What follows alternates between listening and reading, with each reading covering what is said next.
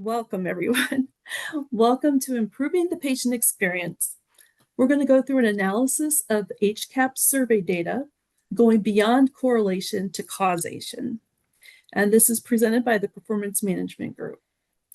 So thank you for joining us. And I just want to say that at TPMG, we work with healthcare leaders like you who are committed to elevating the patient experience, not just in theory, but in measurable outcomes.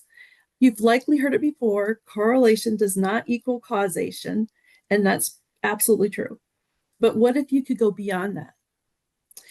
What if we could model causation to uncover the specific actions that truly define, that drive improvements in the HCAHPS scores?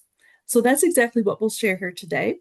A breakthrough approach that helps organizations like yours move from data confusion to data clarity and from incremental gains to sustainable excellence. So let's start with introductions. So I'm Barbara Brame, and I'm so glad to be here with all of you today. I bring over 20 years of healthcare experience with a background in nursing and MBA, CPHQ certifications such as Lean Six Sigma Black Belt. My passion is helping healthcare leaders turn patient experience data into meaningful, sustainable improvements. I've worked with hospitals and physician groups across the country to tackle one of the toughest challenges we face, stalled HCAHPS scores. Today, we'll show you how to move beyond traditional correlation and use causation modeling to identify the true drivers of breakthrough HCAHPS scores and patient experience. I'm excited to be presenting alongside my colleague, Gerald. Gerald Taylor is an accomplished strategist, executive coach, and founder of TPMG Global. Gerald, would you mind sharing a little bit about yourself? I want to thank everybody for logging in this morning. It should be really exciting. We're going to share with you some insights from some of the studies that we've been doing, and we hope that this is as good for you as it is for us. But having said all that, thank you, Barb, and the floor is back to you. Okay, thanks. Okay. Come on. There it is. Thanks. This trend analysis examines 39 months of data. It's patient experience data, and it's from one of our first healthcare clients we worked with. What's important to note is the major shift in the average score of likely to recommend that occurs in the 33rd month. You can see that the yellow arrow. This shift created a new normal. And why are we showing you this? All effective patient experience initiatives have this type of effect on key patient experience performance indicators. So if your dashboards don't reflect a new normal, like you see here, then it's safe for you to conclude that your patient experience initiatives have not made an impact. And this is why we're here today, to discuss what we have found to be an exciting and more effective way to achieve this new normal. Introducing this new method for analyzing and interpreting HCAHPS data called causation modeling. And I'll invest a few minutes to discuss some of the findings of our causation modeling studies and what they've revealed to us so far. Gerald will go into some detail then and explain some of the thrilling insights our studies have revealed thus far. And at the end, I'll share how you can participate in the next wave of the study. There it is. So first of all, I'm thrilled to share with you some of the current study results. We call them the 5 frequent missteps holding back HCAHPS scores. So the first study found that most patient experience driver reports heavily rely on correlation to identify the key drivers of likely to recommend. So this is found to be a misstep because correlation evaluates association, not causation, and often ranks drivers based on statistical coincidence rather than demonstrating dependence. Secondly, the study has found that too often patient experience strategies default to improving provider communication. We just have to be nicer and respectful. But so we talk a lot about how do we teach empathy, by sitting at the bedside, using scripted language. This causes many hospitals to miss the deeper operational drivers that shape the patient's real-world experience. And then third, There we go. Within each HCAHPS survey item lies a spectrum of performance levels. We've got the always, usually, sometimes, and never, each of which has a different impact on likely to recommend. Standard driver reports rarely distinguish between always and usually scores. And usually scores can sometimes hurt your HCAHPS ratings more than you think. Many health systems receive detailed patient experience survey data, but few know how to translate that data into actionable objectives and key results. Without integrating database insights into the patient experience initiatives, they remain unused or worse, misapplied. And finally, the study has thus far revealed even the most accurate analytics lose their value if there's no structured plan to act on them.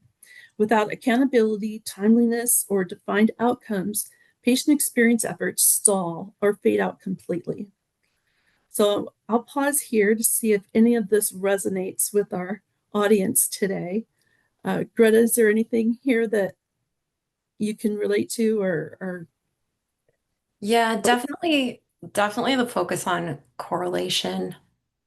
Um, and number 4, okay, initiatives not tied to insights, despite our pushing for that. okay. And probably 5. And Like okay. there's a following of numbers, but there isn't a tying back to what is that root cause. Mhm. Um, Probably That's built good. more around assumptions. That's I hear it. So are things kind of stalled or trending down, trending up? Which No, I was there's a lot happening. Um, but I think, we're trying to get to the place where it's really tied to insights and root cause instead of maybe more surface level, if that makes gotcha. sense. Yeah, that's great. Um, well, I'm really glad that you're here because Gerald's going to take us into a little bit of detail about each of these missteps and how to overcome them. And I'm just going to pass it on to Gerald. All right, beautiful. Thank you, Barb. Um, uh, first of all, that was a great preview. Thank you very much, and great talk through about the 5 steps. What we're going to share with you this morning is a little bit of insight on some of our preliminary findings on this method and the approach that we're using called the causation model, and just really how to view HCAHPS scores. The business case, I will share. What it does is it reveals results that are typical to what we've seen in the study so far. This chart right here shows 33 months of this facility's patient experience, and it compares the facility's results with the national average, as you see here, and the facility's goals.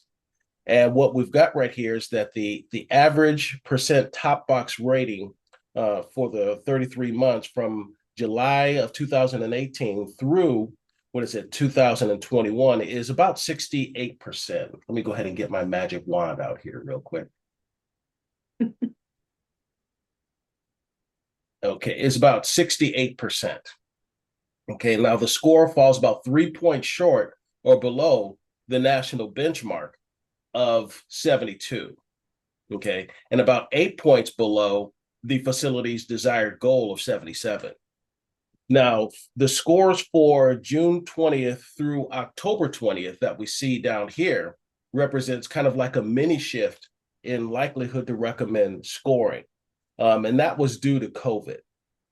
But when we take a look at the overall performance, what we find is that there are no overall or fundamental shifts, trends, or patterns in the performance data. And so the analysis concludes for us that, over this 33-month period, the number of patient experience initiatives performed have caused no favorable shifts to a new normal. And that was alarming to the patient experience VP at this time. We also found that there were no trends or lasting improvements in likely to recommend ratings. And so I say that is that every one of us should be reviewing our likelihood to recommend and our overall ratings like this. And what we should be looking for is any major shifts, trends, or patterns or something fundamental going to a new normal. like we saw in the slide that Barb shared with us, earlier today. Okay.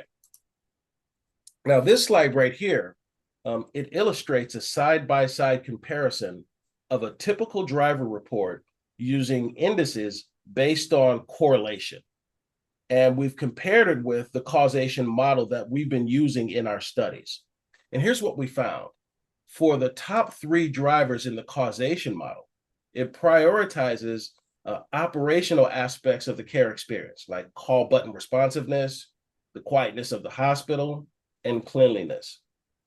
And it prioritizes them over the behavioral aspects of what we will call the generic report that emphasizes correlation.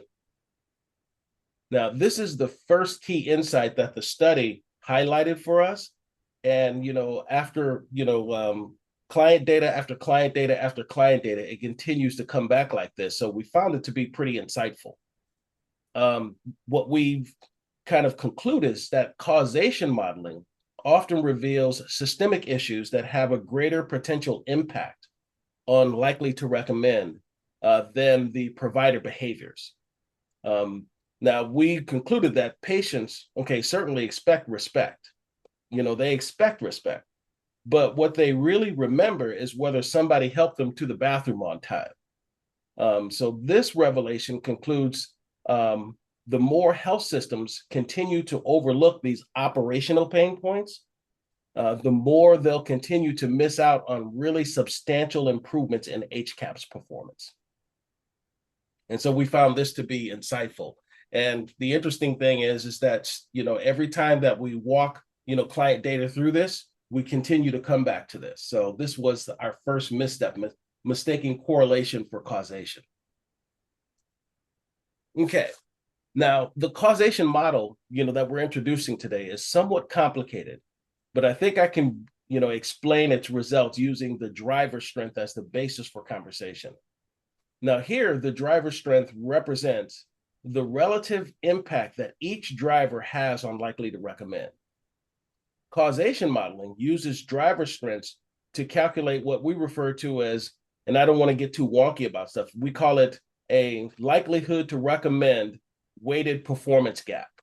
The important thing is that it reflects 2 things. Number one, how far off the hospital is from the goal of a particular domain. And then number 2, how much that domain actually matters to explaining likelihood to recommend. Using these 2 items kind of like inoculates us from mistaking correlation for causation.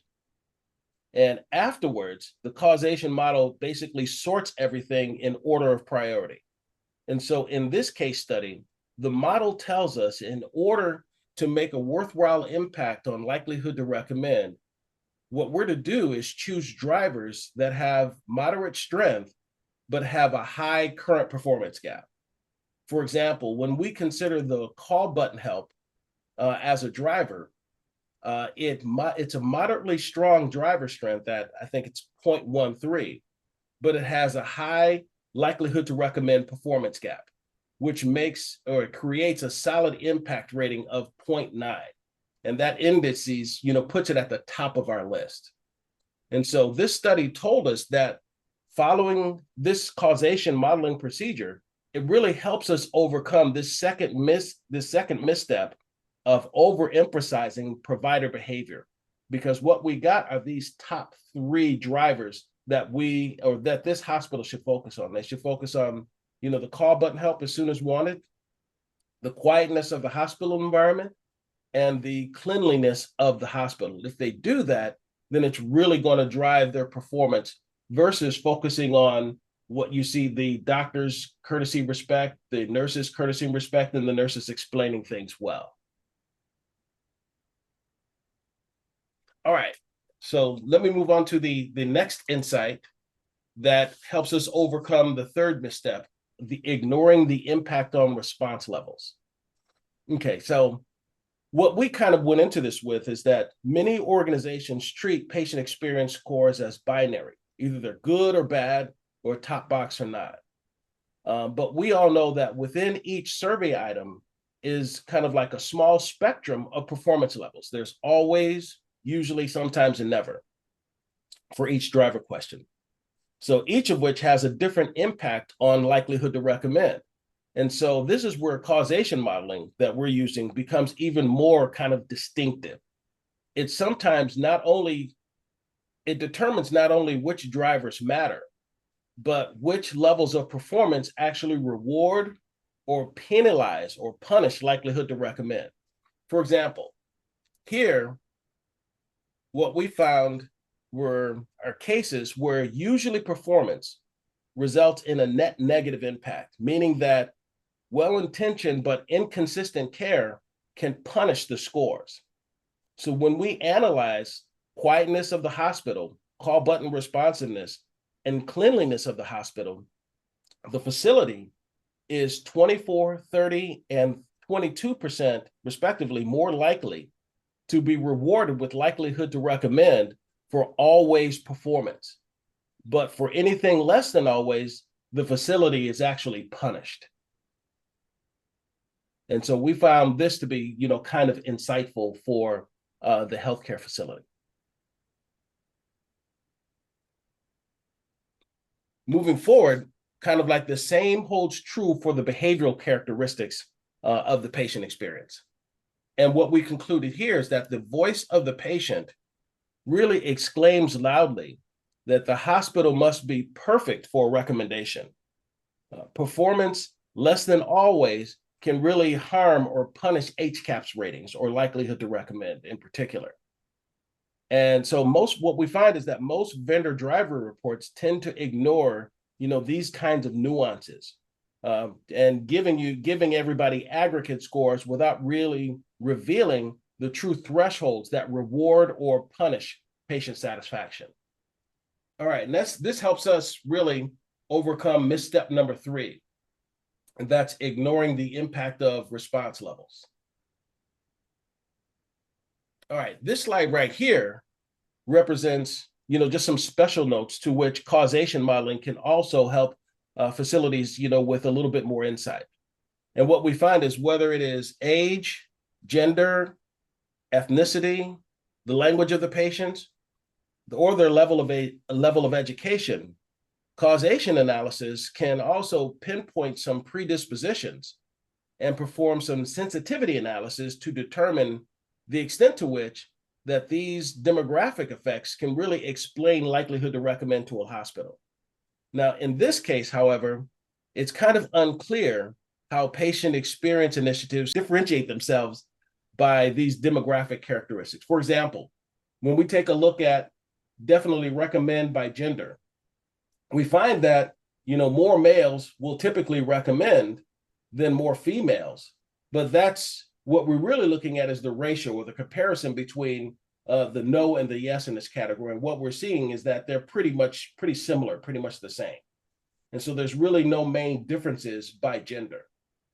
We also looked at the survey participants by age. And this should probably be no surprise. About 90% of the participants, are 50 years old or less. About 90% of the recommenders, of course, accordingly, are 50 years old or less. Males are no more likely to recommend than females, and respondents under 20 years old are 58% more likely to recommend. Those in their 70s are 6% more likely. 50s and above are 4% more likely, and 80 plus are 3% more likely. Now, this is interesting about the 20-year-olds, but we found that there were only 20-year-olds. There were only 5 of them out of 1,612 that actually participated in the survey. So where we thought we had kind of like an eyebrow raiser, statistically speaking, it really, is not really that intriguing or interesting. But for many hospitals, let's say in Texas, in Arizona, and even in Michigan, things like religion, demographics, things like ethnicity, language, and levels of education, may be, pretty significant. So a sensitivity analysis, may help your patient experience initiatives. And this helps us, overcome misstep number 4, the patient experience strategy or patient experience initiative not being tied directly to the insights. What we found so far in our studies of causation modeling it can be helpful by integrating the data modeling that we kind of reviewed with you this morning directly into your patient experience initiatives through patient experience OKRs, objectives and key results, and also using scorecarding. Now, in this case, the OKRs can really be powerful at taking, let's say, for us as abstract data, but really translating them into prioritized PX initiatives and specific goals. Now, in this case, the focus is placed on the top 3 objectives and key results to improve their overall average performance, which we kind of call the grade point average. And then in conjunction with the percentage of the proportion of patients who rate certain operational aspects of the care experience in the always category. And so when we choose these top 3 for best impacts, we just basically say, look, objective number 1 is to improve the call light responsiveness to increase, HCAHPS. And what we found is that their current grade point average is like 3.2. If they move that grade point average to 3.8, given the strength of that driver, that can be pretty significant. And then the other objective and key result is to take that call button help as 1 and take the always category and move the percentage, which was 43%. If we move that to 67%, it will have a real big impact on likely to recommend.